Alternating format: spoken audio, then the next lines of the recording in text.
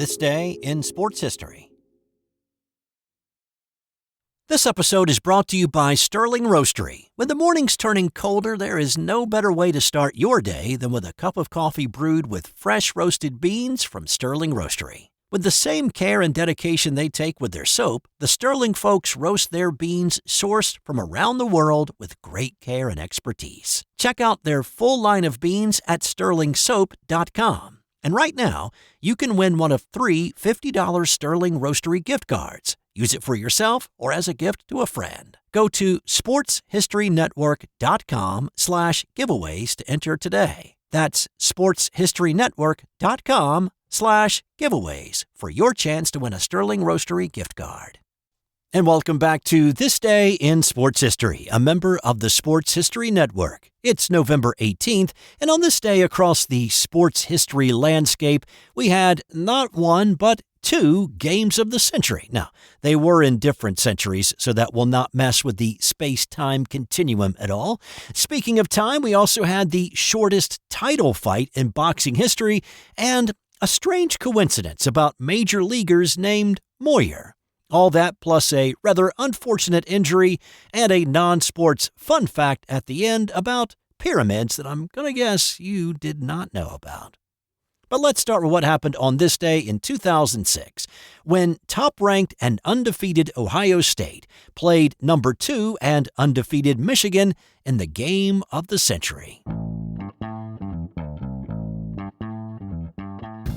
So there was a lot of emotion swirling around this one. First and foremost, it is Michigan and Ohio State. That typically is all you really need to say, but there were some other things here as well.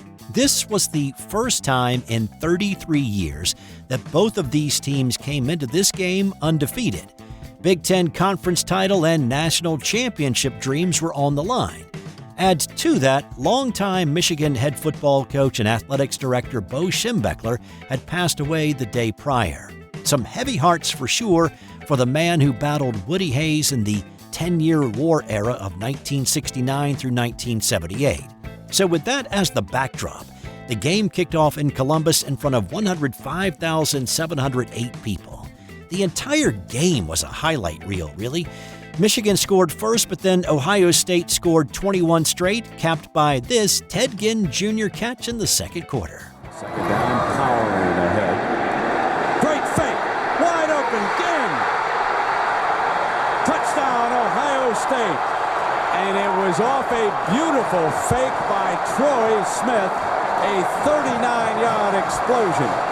The teams traded touchdowns, and Ohio State led 28-14 at halftime. After a Mike Hart touchdown and a Wolverine field goal in the third quarter, Michigan closed to within 4.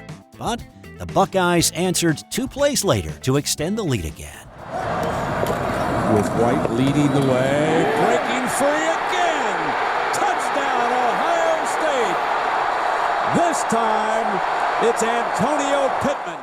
Mike Hart's third touchdown of the day to start the fourth quarter made it a 1-possession game again. But Ohio State answered with a clock-devouring 11-play, 5-minute drive this time that it resulted in a Smith to Brian Robisky pass and catch for a touchdown, and it was back to an 11-point game again.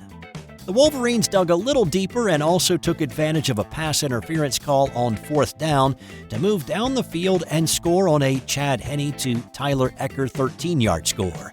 They added the 2-point conversion to make it 42-39. But Ohio State's Ted Ginn made his biggest catch of the night on the ensuing onside kick. The Buckeyes were able to kill the rest of the clock to win one of the great ones in this long rivalry. So, 81 combined points, 900 combined yards, and despite 3 turnovers to Michigan's 0, the Buckeyes won the game and the Big Ten title. On this day in 1967, it was another game of the century. This one between rivals USC and UCLA. This was another 1 versus 2 battle. UCLA was led by Heisman hopeful Gary Beban. They were unbeaten and ranked number 1 in both the AP and the coaches poll. The Trojans had their Heisman candidate OJ Simpson, and they were ranked number 2 in the coaches poll, number 4 by the writers. This was a great back-and-forth game that was tied at 14 in the fourth quarter. Beeben untied it with this play. Here's Chris Schenkel calling it for ABC that day. 14-all the score with 12 minutes remaining in the ball game. Farmer is the flanker back to the far side. Nuttall is the split end to the near side. Beeben. There's Nuttall. Touchdown, UCLA! Beeben passed for 301 yards and 2 touchdown passes on the afternoon, but he got beat up pretty badly in this game. He ended the game with badly bruised ribs and torn cartilage that affected him the following week. The Bruins missed the extra point after Beeben's touchdown toss, a point that would come back to haunt them. On the Trojans' following series, OJ Simpson found daylight for what USC head coach John McKay called the most exciting college run he'd ever seen. They need 3 yards. First down and more. There's Simpson. Look at that touch. O.J. Simpson. That's all she wrote. 64 yards. 64 thrilling, captivating collegiate football yards. And let's look at that one again. Or at least talk about it a little bit more. The play call in the huddle prior to that was a pass, but when quarterback Toby Page saw the linebackers showing pass coverage, he audibled at the line for a Simpson run. The Trojans made their PAT to take the 21-20 lead, and then the defense took over, not allowing Beeben and the Bruins across midfield the rest of the way. USC claimed the top spot in the AP poll after the win and kept it after beating Indiana in the Rose Bowl. Without Beeben in the lineup the following week, UCLA lost to Syracuse, and they did not even get an invite to a postseason bowl game. Beeben won the Heisman Trophy, though, a few weeks later, with OJ coming in second. This episode is brought to you by Firefly Books.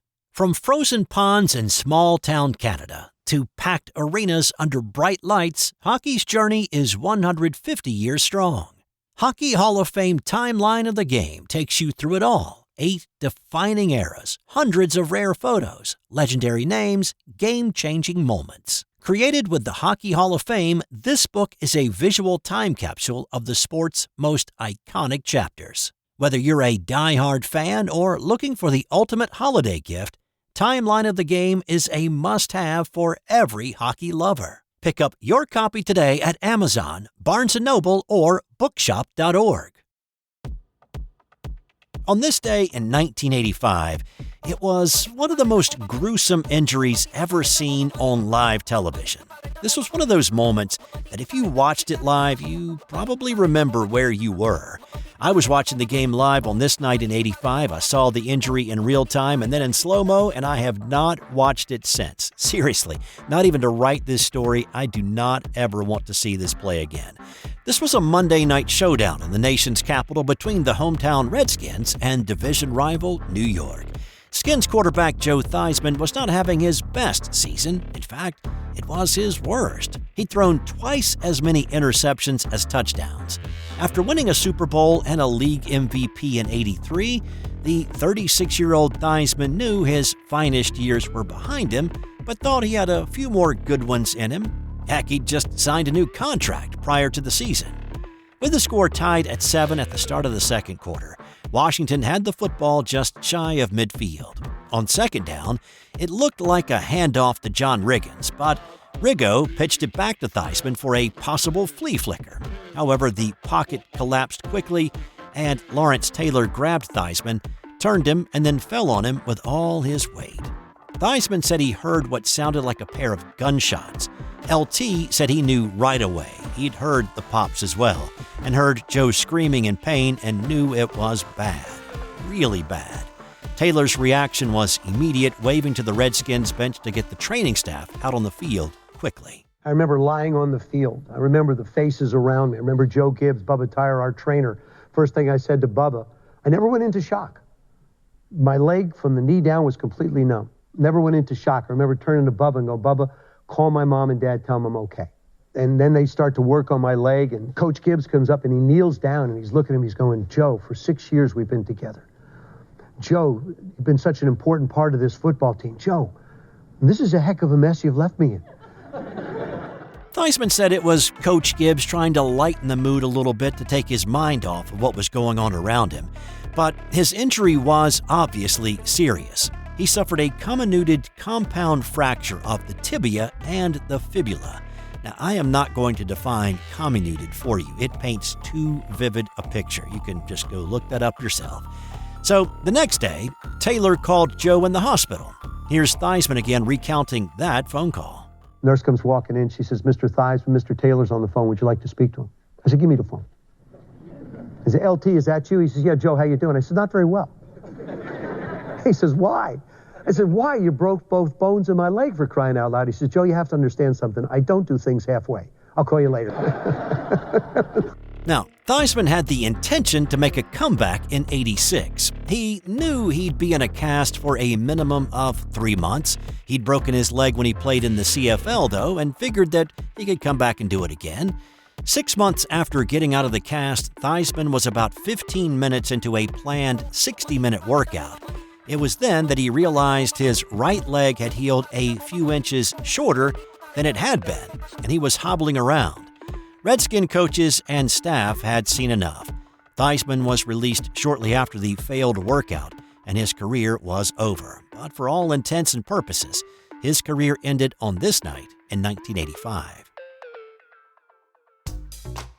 On this day in 2017, South Africa's Zolani Tete won his WBO bantamweight title fight over fellow countryman Siboniso Gonya. In the time it took me to read that sentence, Tete had already knocked him out. One of the great avoided fighters. I think very much so, John. He's an avoided man indeed. Oh, and that's the reason why.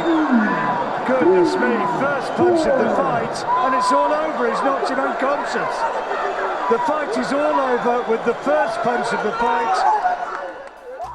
6 seconds to put him on the canvas. The referee ended the fight without even finishing his count after 11 seconds. Tete's 11-second knockout is the fastest in a title fight in any weight division. On this day in 1966, Los Angeles Dodgers pitcher Sandy Koufax shocked the baseball world when he announced his retirement. Now, this was a surprise for a couple of reasons. One, he was only 30 years old. Two, he'd had another great season in '66. He'd led the league with 27 wins, a 1.73 ERA, and 317 strikeouts, the triple crown for pitchers. And he won his third Cy Young Award. And third, the Dodgers had just won the World Series in a 4-game sweep of the Baltimore Orioles.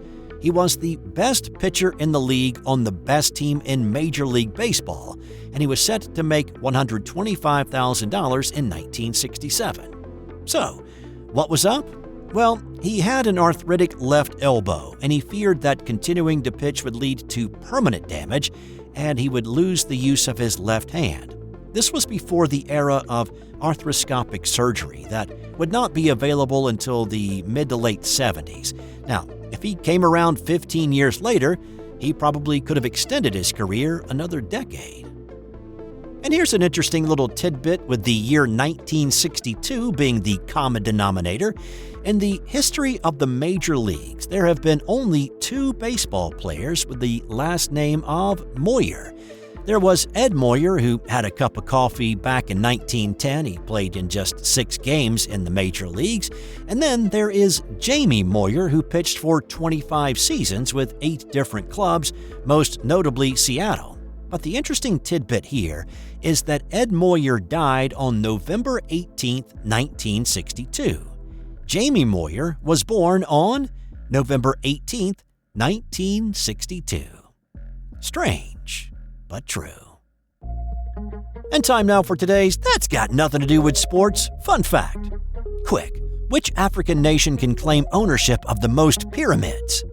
Well, if you said the obvious answer, Egypt, well, you'd be incorrect. Sudan has more than double the number of pyramids than Egypt. Egypt has around 100, while archaeologists have found more than 250 pyramids in Sudan.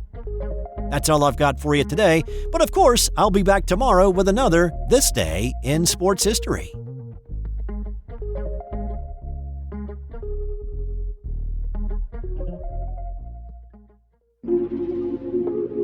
This has been an original Thrive Suite production.